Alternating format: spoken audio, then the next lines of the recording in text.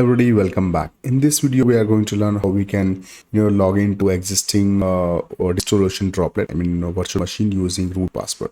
This feature will be useful in case, let's say you lost your private SSH key, or maybe SSH is disabled for some weird reason on your virtual machine, right? So that's why it will be useful.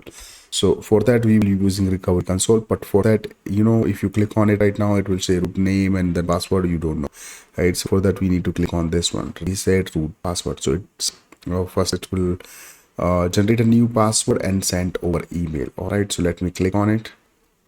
It sometimes take a while. As you can see now, looks like email is generated and sent over. Email. Let me see. I have received the email and I copied the password. Now it's time to click on this launch recovery console.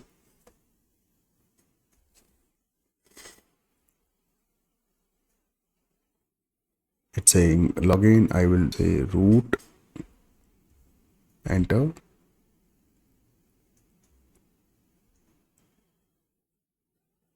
Password. I entered the password. Now it's asking me to reset password. So for that, let me enter again. Current password, new password. Maybe I can just this is the current password. I can just cut and paste somewhere here like this. Okay, so this will become my the new password. Let me put it here.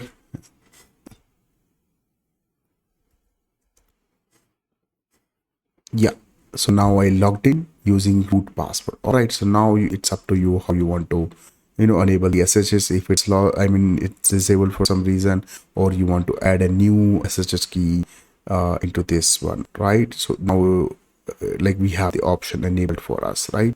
Let me show you. Like, let's say for example, if I want to check the existing SSH key, I think it's showing only one which I have already created. All right, so that's pretty much about this video. Thank you very much.